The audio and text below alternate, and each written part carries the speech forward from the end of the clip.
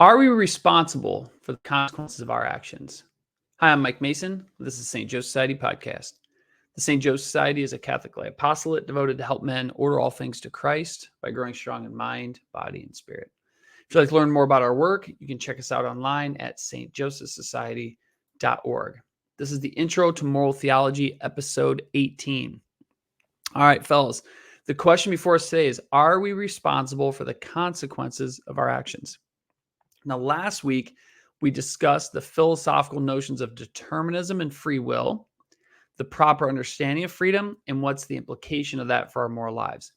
And what we discovered is that the will is free and determined at the same time, but not in the same sense. Okay. So the will is the intellect, the will, and the appetites are determined to pursue that which is true, good, and beautiful. The human being is determined or ordered to pursue happiness, as we discussed in the past. But on our pathway to get to those things, we can choose between this or that path. Okay. So the fact that our wills are determined towards those ends as proper ends, that determination sets us on a track, but we can choose whether we send this track or that one or otherwise. Okay. So actually the freedom functions according to a determined will. Now, this week, we're going to talk about the notion of moral responsibility because we are responsible for actions insofar as they are free. And one of the notions I'm going to teach you guys is what's called the principle of double effect, which is really, really, really important and really helpful. Okay. This will help you guys solve a lot of moral dilemmas if you have debates about those sort of things. So that's what we're going to do this week. But let's start with just the unity of responsibility and freedom. Okay. We are responsible for the actions we make, okay, that can be ascribed, attributed, or linked to us, okay? So when you make choices, the actions that you actually deliberate and freely chose to do, the consequences of those actions can be ascribed to you, all right? So notice here, responsibility and freedom go hand in hand. Because if you freely choose to do a thing, then you are also responsible for that which you choose. Okay. Now we can choose to do things, what are called acts of commission. That's when we choose to actually do something, or we can omit to do something, which would be acts of omission. Well, we're responsible for those two types of things. Okay. So if you guys make a choice, say on Sunday morning to not sleep in, but go to mass to fulfill your duty to be in mass on Sunday, well, you are responsible for that and you deserve the credit and merit that God will give you for it. Okay. If you choose to skip mass, okay, if you freely skip, then you are responsible for skipping. Now, as we'll talk about next week, when freedom is taken away, so if freedom's taken away, your responsibility is also taken away. If your freedom is taken away not completely, but partially, then you're partially responsible. Let me give you guys a concrete example. Last week, I used the example of a person smoking methamphetamines. The first time a person smokes meth, they are very responsible for that action because in a sense, they're totally free not to do it, right? A drug addict, okay, a meth addict, he is not free to not smoke the same way he was the first time he did it. So his responsibility for his 1,000th time of smoking meth, he's not as responsible for that one as he was the first one because his responsibility is mitigated by the fact that he's an addict. Now, as we'll talk about later, he's not completely let off the hook, okay? But his responsibility does go down because of his addiction. This sort of insight works on lots of levels. This is why when young people, 12, 13, 14-year-olds do stupid things, we don't punish them like adults. Well, why? Because we recognize that a 12, 13, 14-year-old is immature and their immaturity restricts their freedom to a degree. Therefore, they are less responsible. Not completely let off the hook, but less responsible. Okay? So notice that freedom and responsibility are jointly tied together. Now, one of the interesting philosophical questions we have to take up is, are we responsible? How much of our acts and their consequences are we responsible for? Okay. Now, there's a difference between the way in which an act itself is voluntary and the way in which the consequences are voluntary. Okay. So when we choose to do something, those choices can a lot of times have multiple consequences. right? So if you choose to do this one thing, you're responsible for the thing you chose. That's kind of very direct.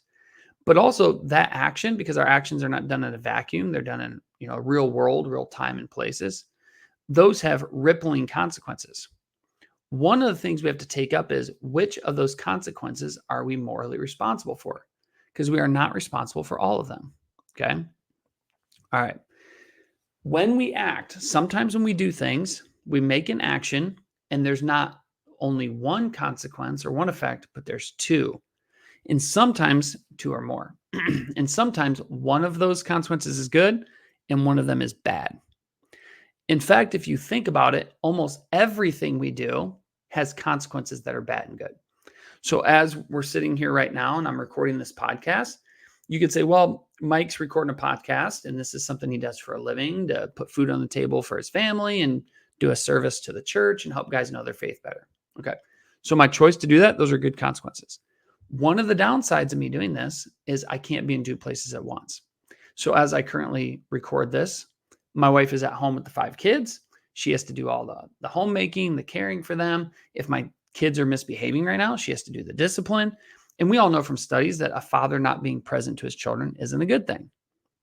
Now, this choice to record this podcast has a good effect, educating guys, put food on the table, and a bad effect, not being present to my family. Well, this is a problem because we're not supposed to ever intentionally do things that are bad. And it seems like right now I'm intentionally doing something that's bad, i.e., not being at home with my family. Well, how do I resolve this dilemma? Because it seems like if we think about it, everything we do has a mix of good and bad. So it seems like we're in a position where we can never make choices that are good. Okay. Which that's not going to work. Like why would God put us in a situation like that? Well, the way to solve the dilemma of these mixed consequences is what's called the principle of double effect. Now, the principle of double effect, what it says is, and this is one of the most useful ethical principles that you can find, okay? And you guys have to master this. The good news is it's not that hard to master. What the principle of double effect says is this. It says that a bad effect can be tolerated without being willed by its agent, okay? For instance, this is straight out of the catechism. A mother's exhaustion from tending her sick child. The bad effect, her exhaustion, is not imputable if it was not willed either as an end or as a means of an action, okay? But only as a effect that comes with it. So you can tolerate the bad effects of your actions so long as you have a good reason, okay? So the mother tending to a sick child is going to exhaust herself.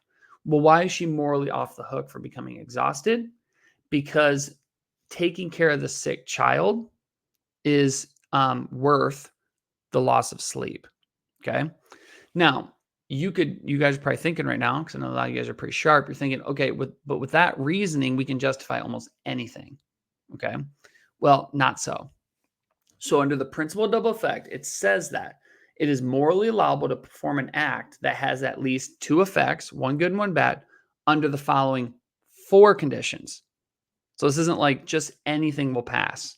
Okay. So these 4 conditions, all 4 of them, you have to pass the test of all 4 for this to be permissible. Okay. So the first one, the thing you're doing must be good in itself or at least indifferent. You can't do bad things for the sake of good ends. We talked about that back a few months ago. Okay. The ends don't justify the means. The act you're doing has to be good. So let's take me recording this podcast. Is recording a podcast a good thing? Yes. Okay, good there. Second principle, the good effect must not be obtained by means of the evil effect. Okay. Now, the good effect of me recording this podcast is you guys are going to learn some theology.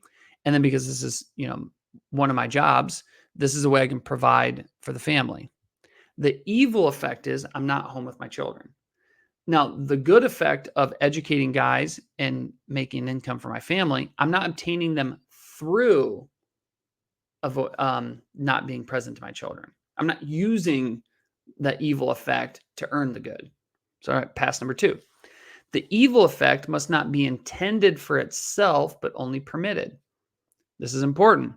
Let's say I'm doing this podcast because I just don't like my wife and kids. I don't want to be at home. Well, then that would be a bad thing. Okay. Lucky for me, that's not the case, and lucky for them. No, the evil effect, the fact that I'm not home with my kids, I don't intend that, but I can't be two places at once and I have to put food on the table. Okay. So I don't intend it. Like, I'm not like, hey, I get to get away from the kids. No, I have to put up with it because I can't be two places at once. Okay. Pass number 3. There must be a proportionally grave reason for permitting the evil effect. So not being home with my kids is not good. Okay. But if I don't go to work, okay, I don't make any money. And if I don't make any money, I can't put a roof over their head and food in their bellies. So it's proportionate for me to say, for certain times of the day, I'm going to go to work and not be home with my kids. And it's proportional because the reason why I go to work is for their benefit, right? And then also the reason why I go home, I don't overwork, is because it's beneficial for me to be there present with them. Okay. So it's proportional to say kids not only need the support of their father and his presence, they also need the provisions that work provides. Well, I've got to do both. Okay. So it's proportionate. Therefore, the principal double effect would say about me recording this podcast, good to go. Okay. Now, I don't expect you guys to memorize this. No, I said before, you probably should. You can Google it and find it. But the principal double effect is really important because it's how we solve lots of moral dilemmas. Okay. Take, for example, issues around abortion. You will hear people online say things like, well, if it saves the life of the mother, that justifies the abortion. False. Okay. Or they'll say something like this, like, oh, well, you Catholics, because you're pro-life, the death of the mother, mother has to die every time there's a birth complication. That's also false. Okay. Because there are some procedures that we can do. So if there's a complication in the pregnancy, that the life of the mother's at stake, there are some procedures that can be done that can end in the death of the child that pass the test of the principal double effect. I'm going to give you a real easy one. Let's say a woman is pregnant. Okay. Babies, doesn't matter how old. Okay. Let's say 10 weeks or something, can't survive outside the womb. Let's say the mom finds out she has a tumor on her uterus. It's cancerous. Okay. And let's just say they have to give her a hysterectomy because if they don't, mom's going to die. Okay, I'm not a doctor, so maybe there's probably other ways to treat this, but for our sake, example, they have to give her a hysterectomy. Now, if they give her a hysterectomy, remove the uterus, baby's going to die. Now, the left, the pro-choice side, like, well, there you go. You Catholics can't treat her. Not true. Would a hysterectomy be morally justifiable in this case, okay, to save mom's life? Well, let's look at the principle of effect. The act to be done must be good in itself or at least indifferent. Is it good to remove a uterus that's cancerous? Yes, we do that, fairly often. 2, the good effect must not be obtained by the means of the evil effect. The good effect of her health and saving her life, how's that obtained? Through the hysterectomy, not the killing the baby. Killing the baby don't save her life. The hysterectomy does. Passes number 2. The evil effect must not be intended for itself, but only permitted. The doctor, the mom, nobody wants the death of the child. But to save mom's life, we have to permit it. Passes number 3. There must be a proportionally grave reason. A life for a life is proportional. Passes all 4. Why doesn't a direct abortion do this? Why isn't like a woman say, well, my mental health's messed up or something, so I just reach in there and just kill the baby? Well, killing a child directly, okay, just committing an abortion where you just terminate the pregnancy by killing the child, that doesn't pass number 1, okay? So when we're looking at these tough moral issues, we have to use what the principle double effect helps us to do is determine what things we can do and which ones we can't, okay, which is really important. This is really, really important principle. So if you guys don't memorize it right now, because you might be listening to this in your car or something, make a note to yourself, principle double effect, maybe listen to the podcast again. You guys can download this online, really get this in your grill. And if you don't memorize it, at least be aware that it's out there so that if you ever debate someone, about tough moral issues, or people say ridiculous things like, well, you Catholics, just if mom's life's at the line, you guys don't think you can do anything. That's not true. Okay. Principle double effect helps us figure that out. So guys, I know this one was a little heady. The last 2 have been a little heady, but really important stuff, really cool stuff. Next week, we're going to look at modifiers of freedom. We're going to talk about the fact that our responsibility comes with how free we are. So we actually have to work to become more free. So hope you guys have an awesome week. I'll see you next time. God bless.